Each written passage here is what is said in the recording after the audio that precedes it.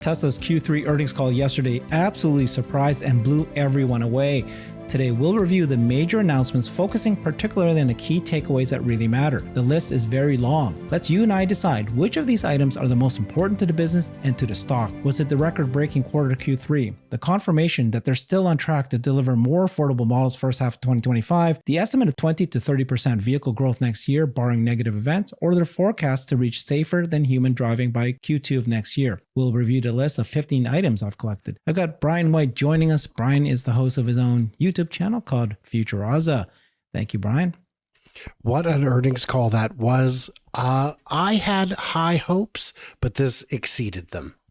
Yeah, big high hopes. I mean, this list is so long, not only in the earnings call, but of course in the Q&A afterwards. They revealed like one nugget after another, and some of them are very big. So I'm going to ask you, Brian, which ones of these are the biggest?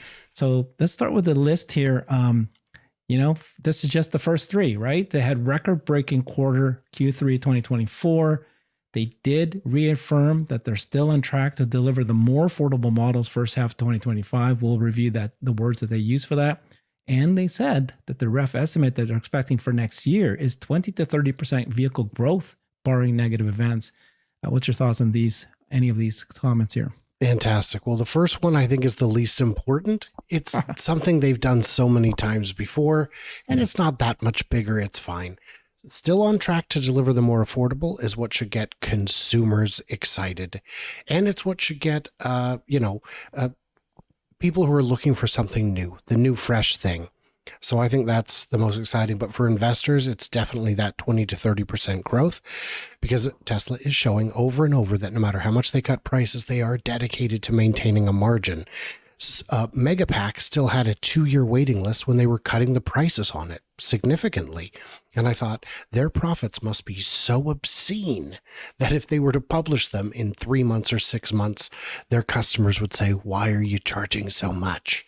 So that's what we're looking at. We're seeing still 30% margin on energy, and that's going to fluctuate quite a bit. It is a lumpy system, but the more of them they sell, the smoother it will get.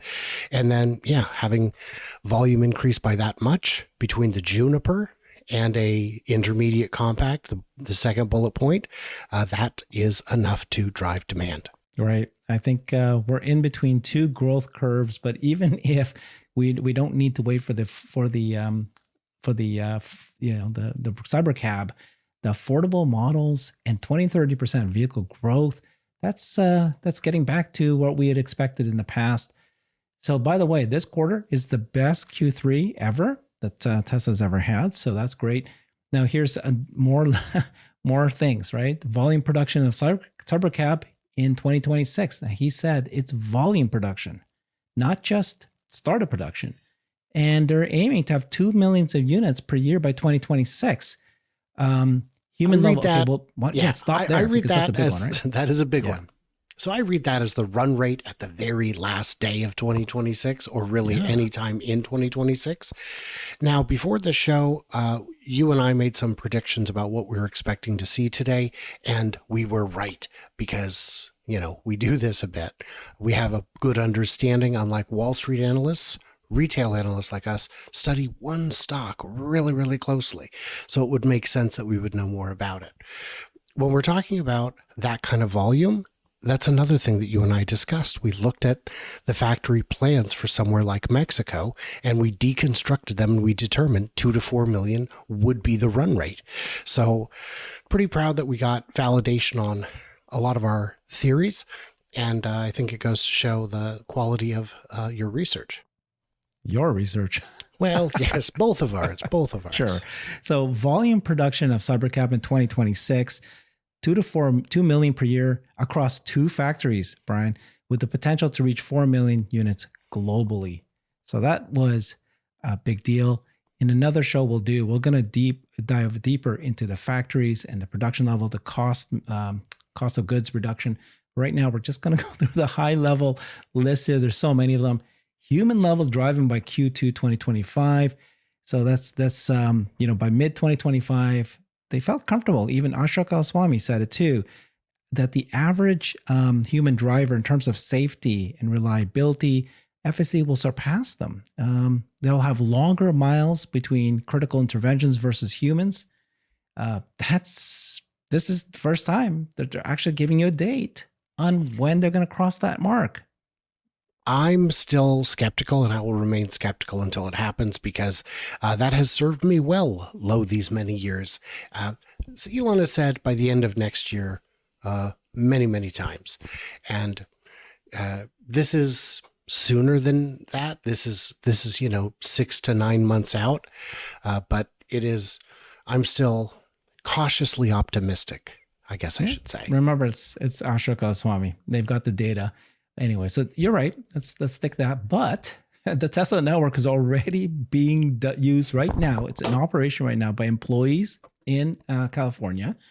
And of course, it's still, safety driver, right? So, but they can use the app, they can hail it.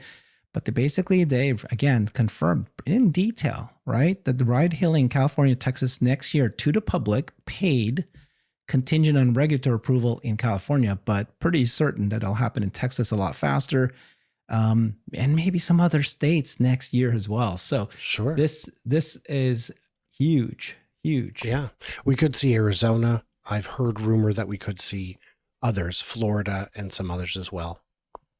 Yeah. This last point here was the Cybertruck, the Cybercab. They talked about it in detail, and I wanted to ask you about that. It's designed for high volume production.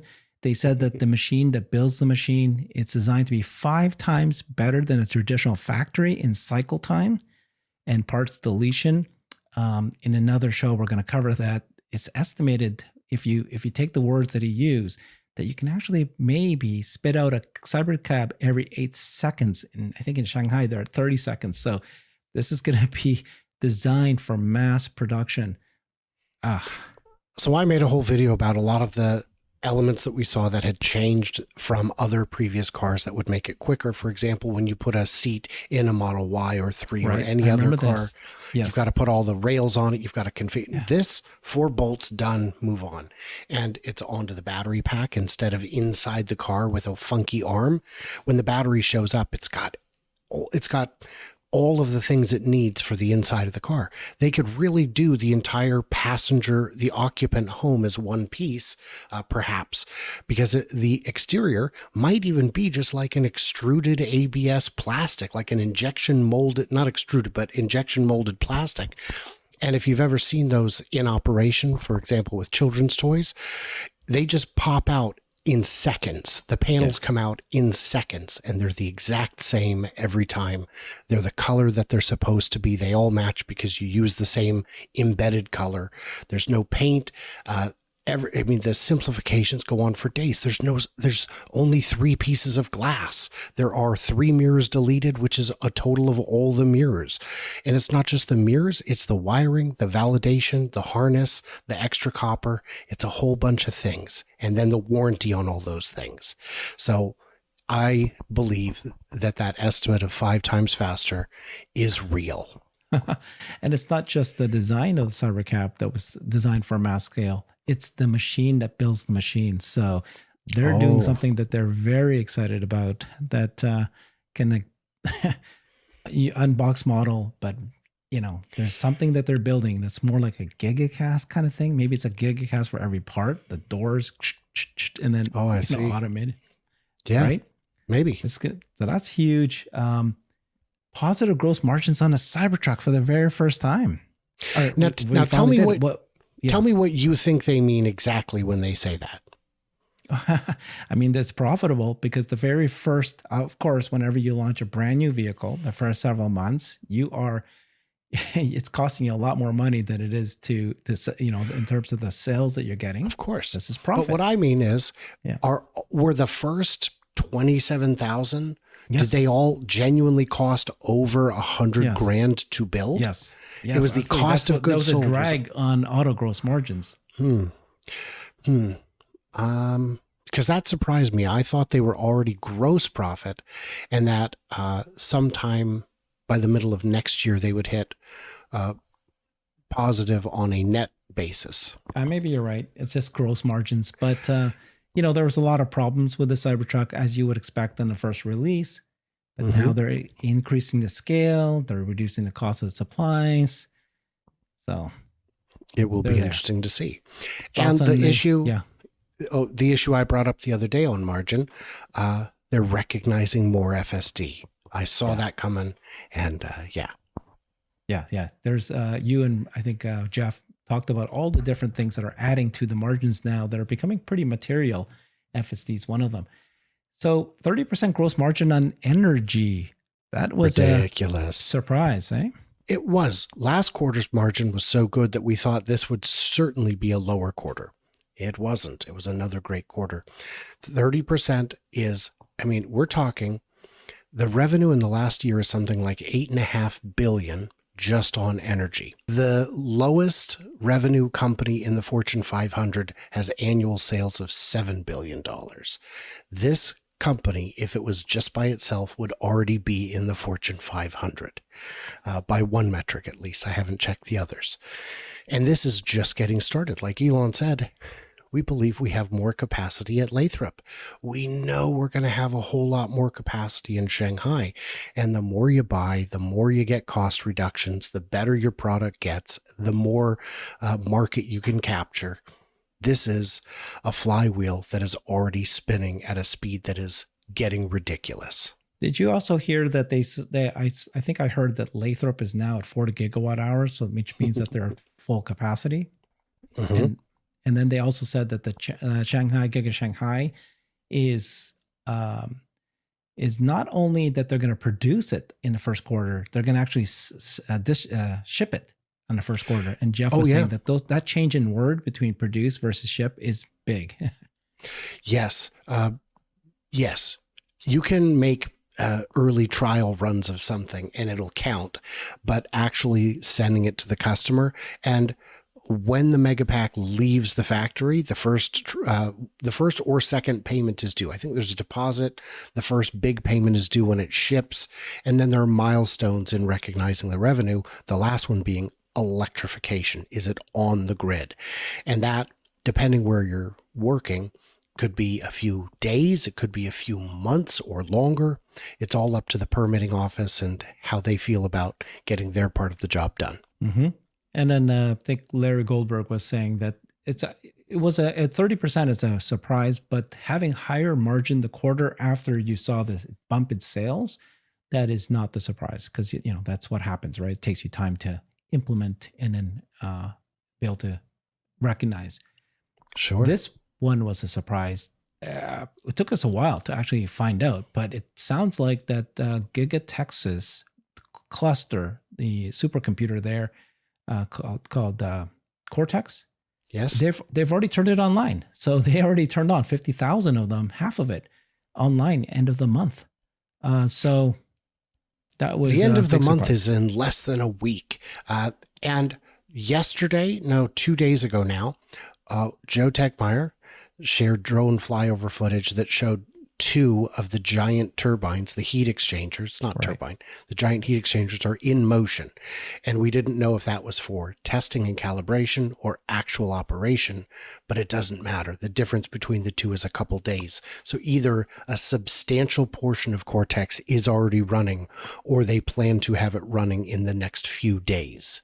So 50,000 becomes a number that I can't comprehend when it comes to that much compute. Like, I don't understand the depth of the problems you're solving, but it is apparent that if this is the amount of work it takes, it's not like a competitor is going to spring up out of nowhere and magically solve it. And Jensen Huang said that 100,000 H100s is pretty well the largest supercomputer out there, one of the largest. So wow. This is big news that it came online ahead of schedule. What about this one? 4680s, right? So they're finally getting them, right? Didn't they announce their 100? What was it? 100 million? I don't remember if it was 10 or 100. It was some big number. I don't remember now. Yeah. But this idea that it's going to become the most cost competitive cell in North America, that was a statement that they repeated a few times. Is that a big deal? It is a big deal. There's a couple things behind this. First is we would assume that domestically made cells would be more expensive, in part because what little labor is involved is more expensive. If you're getting material locally, it might be more expensive than if it comes from a country with lower wages or less safety protocols. But it was worth it because it's close to the source and it's better technology. Now, if they're saying it's going to be the most cost competitive, I wonder if that's before or after the battery production incentive, because that rebate could take the cost of a 4680 from $45 a pack to zero. Because if you're getting $45 for making the cells and the pack per kilowatt, $45, 100 kilowatt pack, $4,500. If you can get your cost per kilowatt down to $45, the battery's free. I'm glad that you know a lot about that. So they also announced that they actually achieved their 7 millionth cars completed totally yesterday. This was actually a week ahead of what Larry Goldberg was calculating when he was expecting it to happen. And a week ahead is a big deal. that shows you that they've somehow, increased their production. 7 million cars already completed at this point. What's your thought on that one? If we're going to turn those into robo-taxis, the fleet scale is insurmountable. If you are Waymo and you tomorrow crack it for real, like not without all the tele-Sherpas guiding you up the mountain, then it will take Waymo 3 years to get it into a production car. And then how long will it take that model to make millions of units? The answer is probably never. It wouldn't happen. It'd be too late. They goofed. So this number is, for an auto manufacturer, it's a great number. For a company deploying telerobots, it's an unimaginable advantage. Nice. I like the way you said that. These are all autonomous. They're all going to be part of the robotaxi. So every one that they can produce, scale matters. And the last line item that I put down is Optimus, but they didn't really say much on it, except to say that they said that it's a massive improvement in movement. Next gen hand and forearm are extremely human-like and better tactile sensing. He said, I feel confident saying we have the most advanced humanoid robot by a long shot. And moreover, the only company that has all the ingredients to scale. Other companies are missing the AI brain and the ability to scale volumes, very high numbers. Optimus will ultimately be the most valuable product ever made. I put it last just because it felt like, those were important statements, but the big drop that they did was a demo a week ago, and that was shocking. Everything they showed there was all autonomous. And then at the real event, they had 20 bots. And then they showed that even the handing of the serving of the drinks and the food, they weren't autonomous at the event, but they showed that they could have been autonomous. So that was a big deal. The mood of the entire call was jubilant. Elon was calm. He was steady. He was as composed and well-spoken as he gets when he's excited about something. But what we got was a whole lot of fantastic information about the current state of the company in terms of energy, in terms of auto production. Oh, and also the bots are coming really well. You and I have talked about this. I don't believe that Tesla wants to tip their hand too much. Not to us, because we tell everybody. So I think that the progress they're making, and Dr. Scott Walter confirmed his belief as well, is that they're not going to show us the current generation, maybe not even the second most current generation. What the public will get to see is stuff that's pretty out of date, like in the way that the Gen 1 mannequins are up in showrooms so you can see a Tesla bot that already looks nothing like what they're producing. So these are, I expected to hear not one word. We heard more than one word. That's good news. Gotcha. All right, let's go through the list here and you tell me which of these ones you thought were the most important for the business. And then we'll ask you the same question for the most important for the stock. So with the record-breaking quarter, that they confirmed that they're still on track for the more affordable models first half 2025. they guided that there's going to be a 20-30% vehicle growth next year, that the volume production of Cybercab in 26 will be 2 million units per year, that they're going to hit human level driving by second quarter next year, that they're already started with Tesla Network and the ride hailing in a paid service in 2 states, maybe even more than that. And the Cybercab is designed for high production. You already got positive gross margin in Cybertruck, 30% gross margin in energy. They're ahead in supercompute. 50,000 H100s will be online in about a week from now. The 4680 cells is going to become the most competitive cell in North America. They've completed 7 million cars and the bot. Which of these? I might be missing something, by the way. I was like, just there was to a put things lot. down. Yeah. So the most exciting thing for I'll give you 2 answers. The one is the sexy answer and the other is the boring answer. The sexy answer is 2 million robocabs by 2026. If FSD is genuinely solved and they open the floodgates in that manner, the amount of revenue pouring all over us will be ridiculous. The boring answer is the 4680s becoming so cheap, becoming the most cost-effective battery for an automobile made in North America. Are they going to be as cheap as some of the LFPs China sells under duress when they've overproduced? Maybe not. They could be losing money on those cells as it is. So we need it to be something that's still profitable, but affordable. And if the battery cost gets low enough, things like making more range become not even a consideration.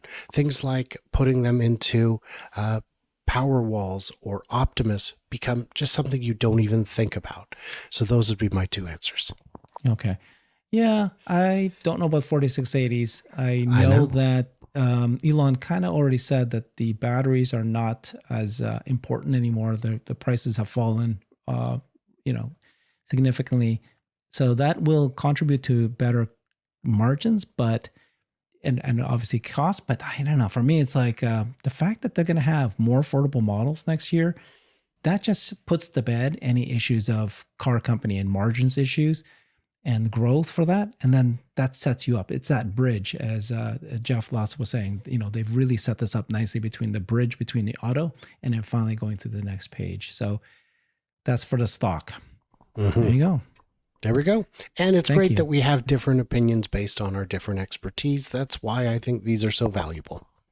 Thank you so much, Brian. Follow him on his channel, Futurazza. One of the videos that you did, which I thought was very foretelling, was you took a look at exactly how the Cybercab is going to be created very affordable, all the design changes that they chose. Go check them out and check out that video. Thank you, Brian. Thank you. I've created a website that is the most comprehensive resource for the Tesla investor. Please check it out. Simply go to my website at herbertong.com.